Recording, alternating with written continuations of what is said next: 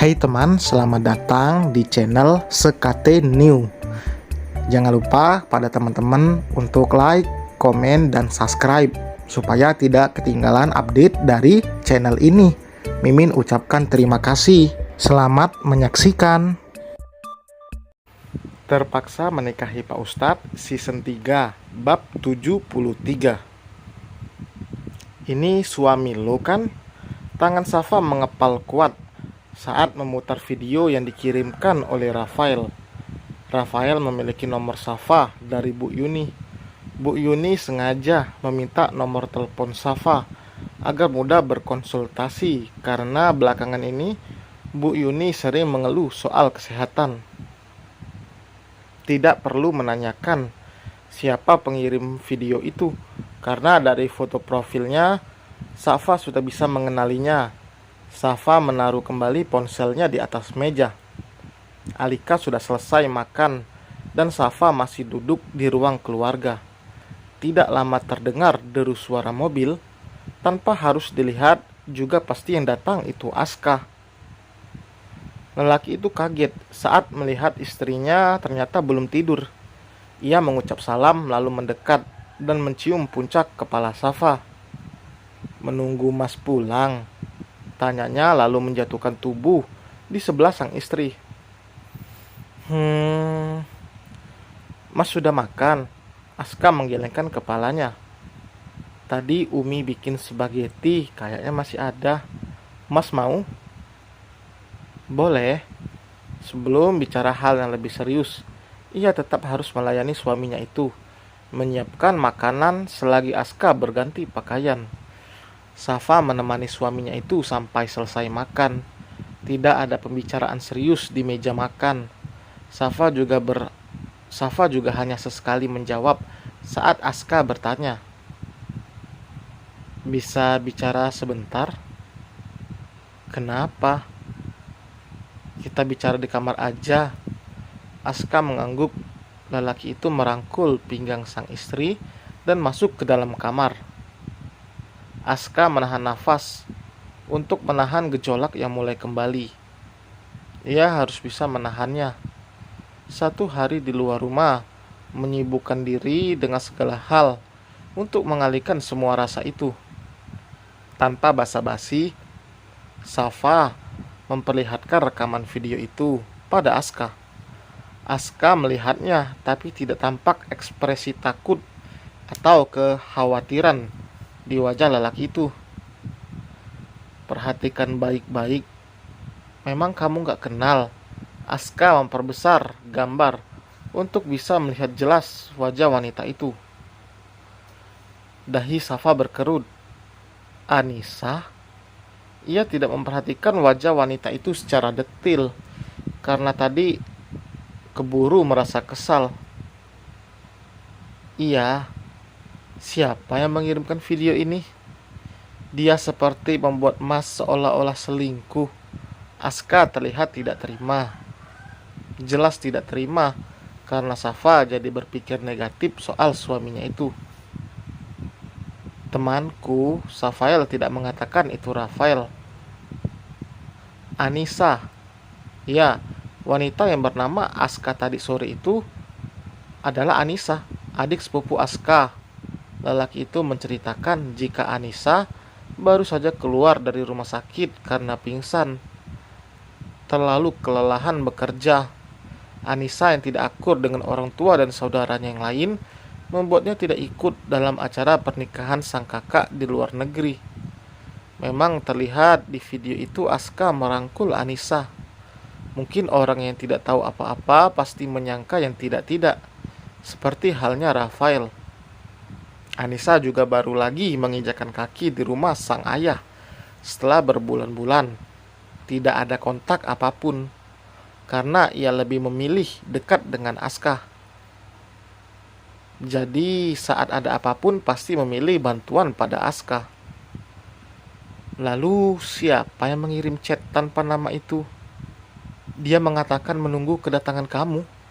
Terus kenapa kamu mengganti sandi HP kamu? Safa memberondong suaminya dengan berbagai pertanyaan. Tanpa menjawab, Aska memberikan ponselnya pada Safa, mengatakan jika kode keamanan ponselnya diganti menjadi tanggal lahir Abian. Sebelum itu kode keamanannya adalah hari jadi pernikahan mereka. Safa membuka aplikasi pesan dan melihat nomor yang mengirimkan pesan itu.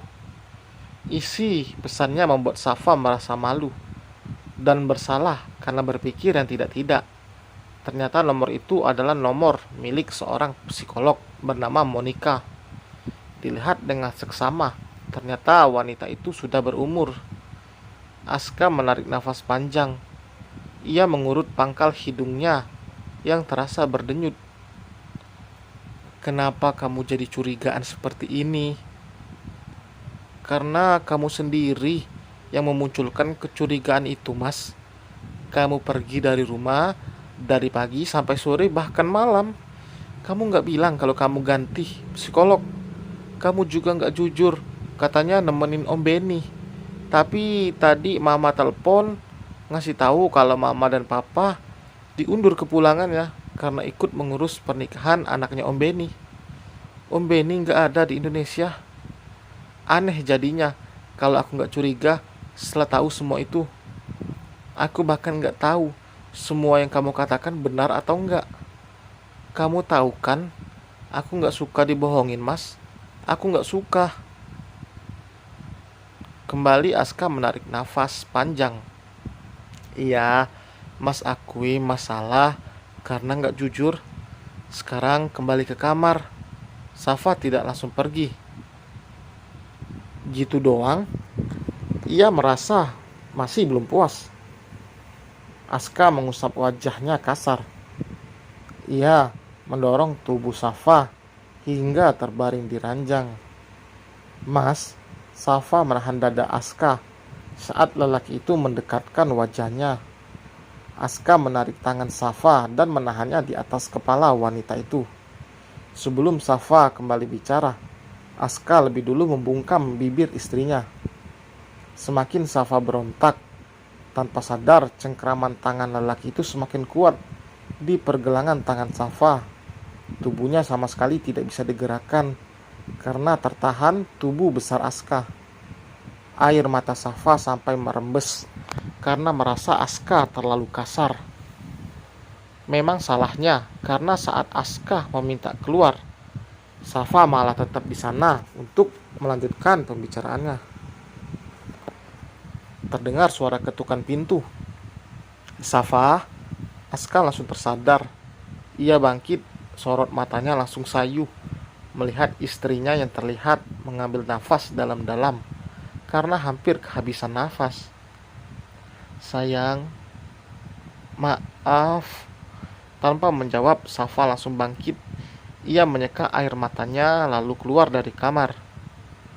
Iya, Mi. Bian bangun. Oh iya. Safa langsung menutup pintu kamar itu dan meninggalkan sang suami dengan perasaan campur aduk. Di dalam kamar, Aska mengusap wajahnya dengan kasar. Ia mengeram, marah pada dirinya sendiri karena begitu sulit untuk mengontrol diri. Aska membuka laci yang sengaja dikuncinya, mengambil obat penenang. Tidak baik memang melakukan itu, namun Aska tidak memiliki pilihan lain daripada ia hilap sampai tergoda untuk mencari pelampiasan di luar. Seharian Aska menyibukkan diri dengan melakukan olahraga dan kegiatan lainnya, bertemu dengan teman-temannya. Hanya sebentar saja berada di kantor sang kakek, karena ada di sana pun Aska tidak akan bisa fokus menunggu obat itu bereaksi. Tidak lupa Aska menutup pintu kamar itu. Jika sampai Safa tahu Aska mengkonsumsi obat, sudah pasti istrinya itu akan melarang keras. Aska akan bergantung pada obat itu selama ia tidak bisa mengendalikan diri. Aska masih merasa gelisah sebelum akhirnya tenang saat obat penenang itu bereaksi. Gue salah nggak sih kirim ini ke Safa? Setelah mengirimkan video itu, Rafael baru berpikir Seharusnya jika bimbang, ia memikirkan itu sebelum menggunakan jarinya untuk mengirimkan video itu. Ia tidak berniat untuk mengirimkan pesan lain pada Safa. Setelah melihat pesan yang dikirimkan olehnya sudah dibaca, Rafael berharap apa yang disampaikan olehnya tidak membuat masalah. Ia juga tidak ingin apa yang disampaikan oleh dirinya itu sampai merusak rumah tangga orang lain.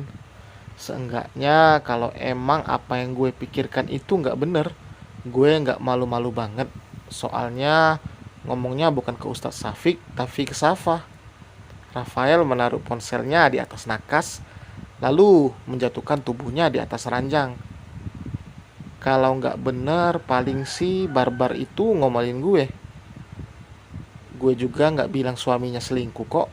Rafael dari tadi bermonolog sendiri. Dan selesai teman. Huh, dasar nih. Aska bikin spot jantung. Mana udah banyak lagi di kolom komentar yang ngehujat Mimin. Jangan lupa like, komen, dan subscribe. Sampai berjumpa di bab berikutnya. Bye.